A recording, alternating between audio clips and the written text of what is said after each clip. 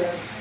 Hail Mary, Holy Mary, Mother of God, pray for us sinners, now at the hour of our death. Amen. Hail Mary, full of grace, the Lord is with you.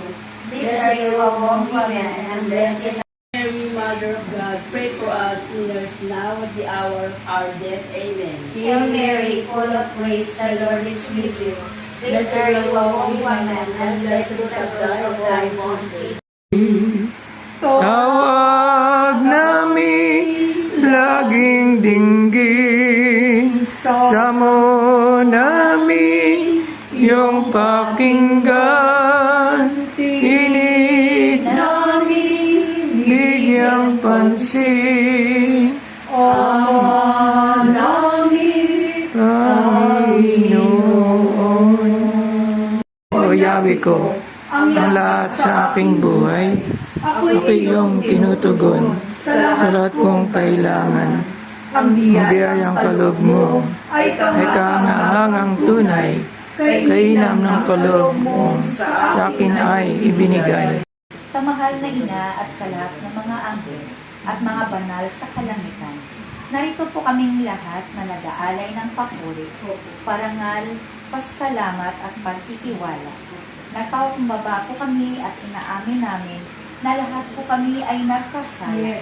Naging mahina at maraming naging pagkukulang sa isip, sa salita at sa gawa. Patawad po, O Diyos. Patawad, pakihugasan niyo po kami ng iyong banal na dugo nang sa gano'y maging karapat-dapat kapangyarihan at katagumpayan, sapagkat ang tagampayan namin ay lalo tigit nga po sa inyong tagampayan. Amen. Amen. Papuri sa iyo, Panginoon. Kundi pati ang mga mananalig sa akin dahil sa kanilang pahayan. Maging isa nawa silang lahat, Ama, kung paanong ikaw ay nasa akin at ako'y nasa iyo. Gayon din naman, maging isa sila sa atin upang maniwala ang sanlibutan na ikaw ang nagsugo sa akin. Ang karangalang ibinigay mo sa akin ay ibinigay ko sa kanila upang sila'y ganap na maging isa, gaya nating iisa. Ako'y nasa kanila at ikaw ay nasa akin upang lubusan silang maging isa at sa gayon makilala ang sanlibutan na sinugo mo ako at sila'y iniibig mo katulad ng pag-ibig mo sa akin.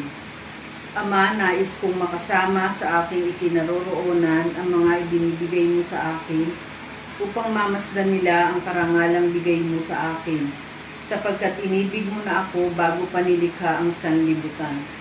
Makatarong ang Ama, hindi ka nakikilala ng sanlibutan, ngunit nakikilala kita at nalalaman ng mga ibinigay mo sa akin na ikaw ang nagsugo sa akin. Ipinakikilala kita sa kanila. Gigi, ayun po sa inyo nabasa sa ating mahal na sulatan po. Meron po ba kayong naintindihan po sa inyong nabasa po? Or, Sa pagkakaintindi ko, parang dapat lagi tayong nasa Kanya. Amen. Kahit na tapos, maghikayat din tayo ng mga kapwa natin na sumakanila ang Panginoon. Amen. Amen, Lord. Para hindi niya tayo pabayaan. Nagpapasalamat po ako kahit minsan hindi nakakaatin po.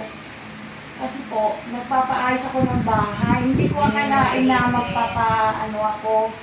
Tapos, sunod-sunod po ang blessing namin. Amen. Nag-graduate na yung anak ko sa kurso niya itong July 4. Kaya magpapakain po ako. Yes.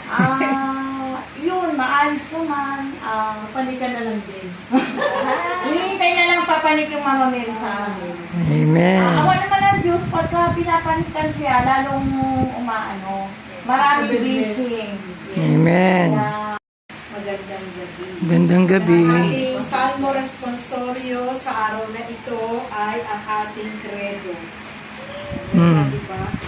Awit 16. Awit 16. Sabihin, Salmo Responsorio ay Salmong Tugunan. At dito sa ating Ebanghelyo, napakaganda rin ang sinasabi. ko lang, sabi dito, hindi lamang sila ang idinadalangin ko, kundi pati ang mga nananalig sa akin dahil sa kanilang pahayag. Maging isa nawa silang lahat, Ama, kung paano ikaw ay nasa akin at ako'y nasa iyo. Gayon din naman, maging isa sila sa akin, upang maliwala ang sanlibutan na ikaw ang nagsugo sa akin. Ang kasama sa aking kinaroroonan, ang mga ibinigay mo sa akin, upang mamasdan nila ang karangalang bigay mo dito sa oras. Diba? May tayo ng panalangin sa kapwa natin. What more pa kaya, sa tagpong ito, ang nagdarasal ay ang ating Panginoon para sa atin. Amen? Amen. Siya mismo yung nagdarasal. Yung layunin at gustong mangyari ng Diyos ng Panginoon sa atin. Diba? Makaisa natin ang Ama. Hindi lang ang Panginoong Jesucristo ang tinuturing niyang anak ng ating Ama. Tayo rin, maging kaisa. Diba? Maging kapamilya ng Diyos. Amen. Amen. Diba? Kaya sabi niya, upang maniwala ang sanlibutan na ikaw ang nagsugo sa akin. Amen. Amen. Bilang Ama at siya naman ay bilang anak. Sabi dito, ang karangalang ibinigay mo sa akin ay ibinigay ko sa kanila upang sila'y ganap na maging isa gaya nating iisa. Karangalan, karangalan bilang maging kapamilya, bilang anak ng Ama, karangalan bilang maging mga lingkod ng ating Panginoon. Diba? Dahil hindi lahat ay natawag ng Panginoon. Amen. Pero, hindi naman tayo nagyayabang. Pero, yung karangalan, yun, naglilingkod tayo, di ba? Ginagawa natin yung humayo, di ba? Yung magpatotoo. Ayan. Kasi nga, tinawag na tayo ng Panginoon bilang mga lingkod niya. Sabi niya rin nga, di ba? Hindi ko na rin kayo tinuturing na alipin. Kayo tinuturing kong kaibigan. Amen. Amen.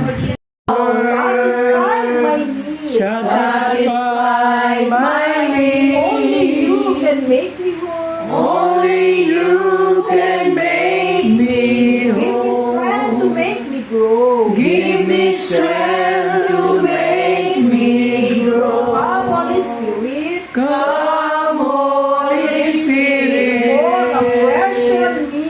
Pour afresh on me. Hindi ng sandali ng iyong paglisan sa aming maraming pagtangan na nahihilangan ng aking Paalam na kayang bigkasin ng aming mga labi ang pagpapasalamat na nag-umapaw sa magbalik ang muli sa iyo ang panalangin. ito hihintayin ka namin sa iyong mo ang aming pagmamahal isama mo ang aming na kami ay makalimot at mawalay sa iyo